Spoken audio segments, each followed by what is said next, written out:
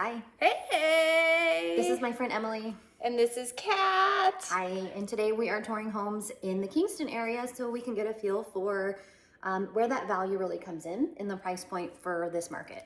And we just love checking out houses, you guys. Yeah, and we prefer to do it with a little flair and fun. Sass. Yeah, I think we like to envision what your life will look like here and some of the convenient things and some of the inconvenient things, like is your driveway paved or not? Like It's not going to be paved. Honestly, out here we're not. It's not. On 6 acres, yeah, no. You're going to let go of the paved driveway, but you're also going to get fern gully in your backyard. So that's what you have us here for. You might actually become a forest witch. I'm okay with that. Like a wood nymph. The lore is out here, you guys. Or you could go Twilight, because that is an option with this weather where we live. Vampy. Yeah. So stick with us, and we will show you all the things you need to know about this market. Welcome to my car. I'm driving this time. Yeah. Kat's probably a much safer driver than me. It's debatable. Probably depends on who you ask. I don't think realtors, I've said this before, we're not known for our safe driving tactics. But we are a lot of fun. We are. That part is a guaranteed good time. And we might even say, but did you die at one point on the drive? Because it might get a little risky. We are headed over to Kingston today, which is just a short ferry ride from my hometown of Edmonds. Yay. And we'll be headed over. You can actually get all the way to the peninsula from Kingston, and it's a short 30-minute drive, but we wanted to see kind of what the difference is between housing and culture and shops are over there from here. Also just ferry life, because that's a part of living on that side of this commute, is that you have this lifestyle. So right now we're sitting in the ferry waiting line. Yep.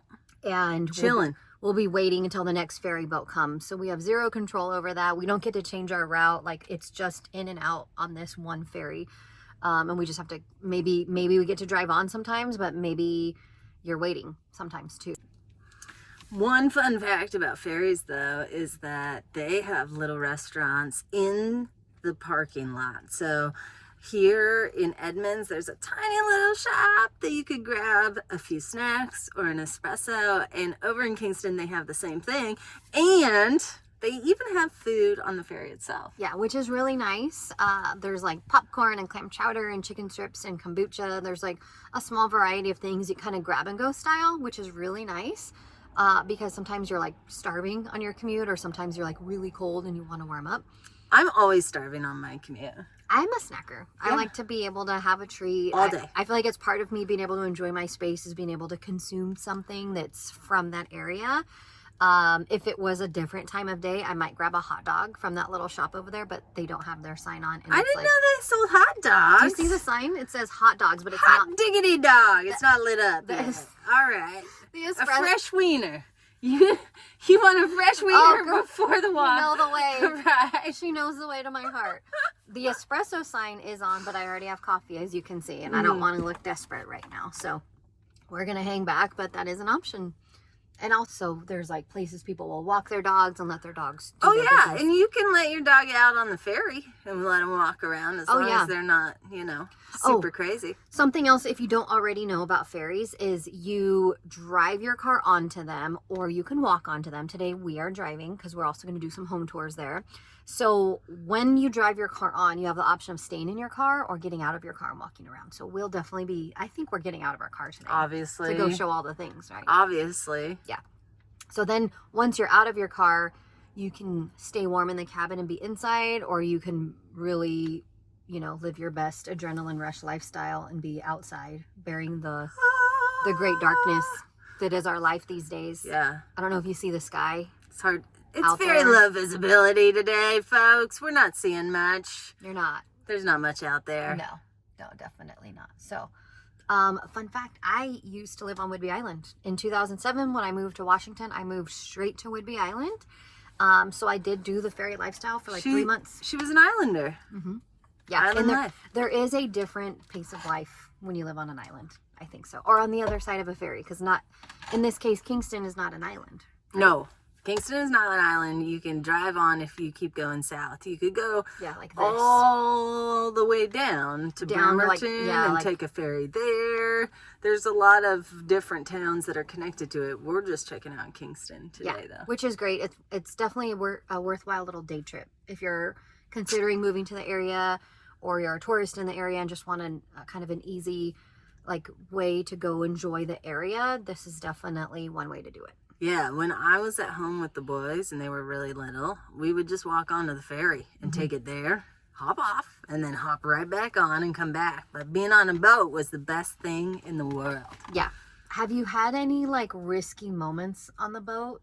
Have you seen anything sketchy happen, or is there anything that you're like, I don't know about this? Definitely when it's bad weather. When you get the white caps. Yeah. And the weather's really rough. Going. The boat does rock.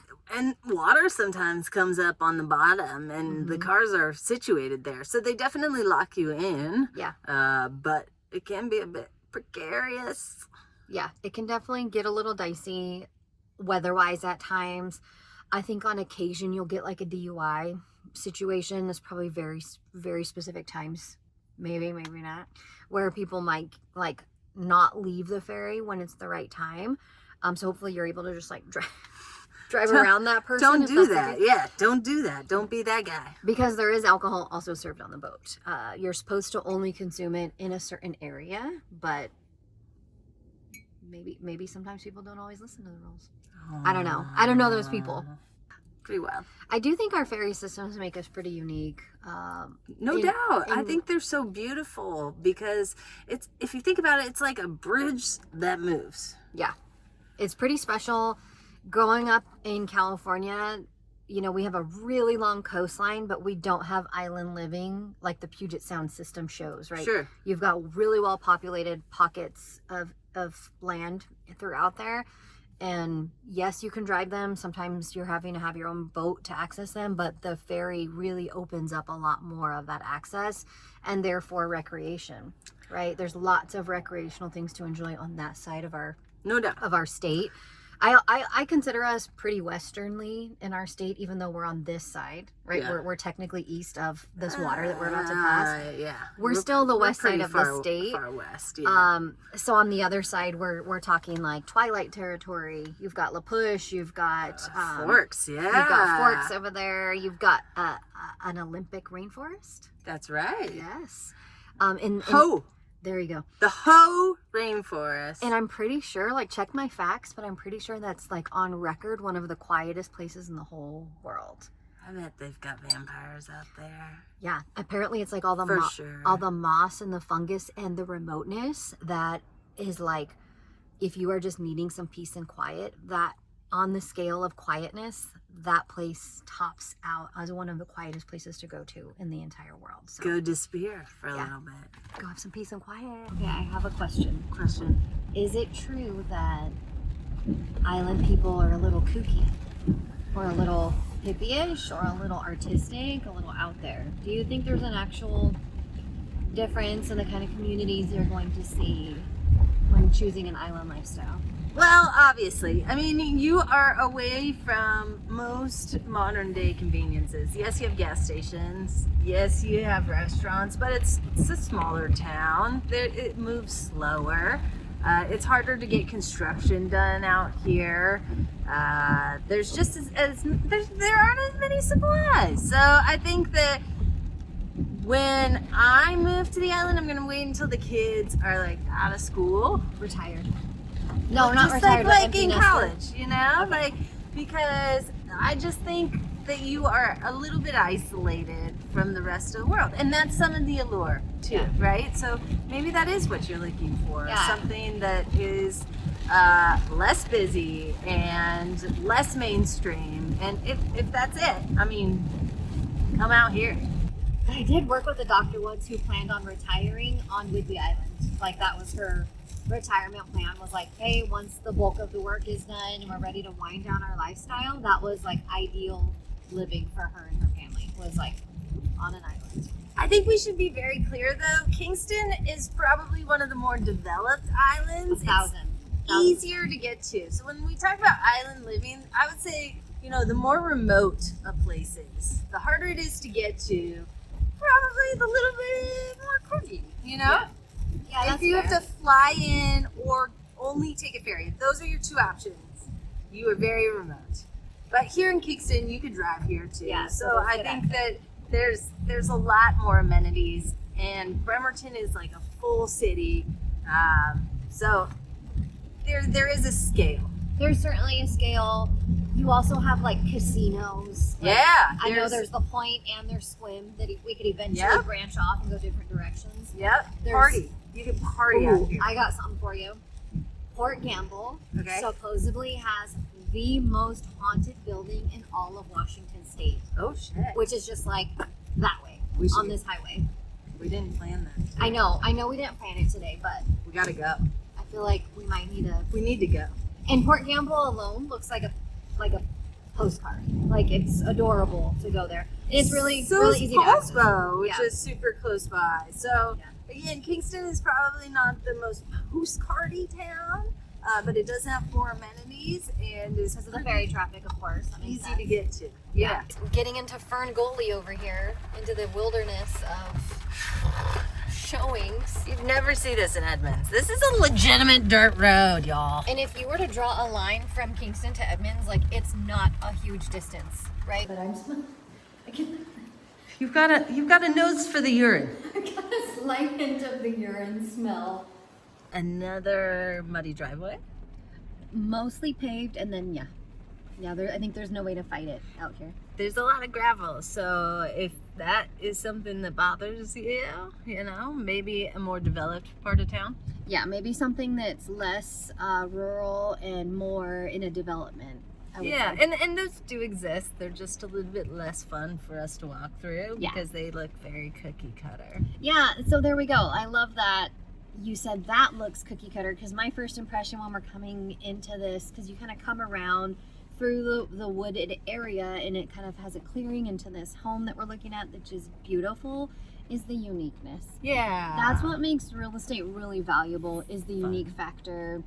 Everything's a little bit different in some way, but first impressions, the mint color door caught my eye. Like right away you come around that corner and you see this open, welcoming kind of home. Because you like mint? You like mint chocolate chip?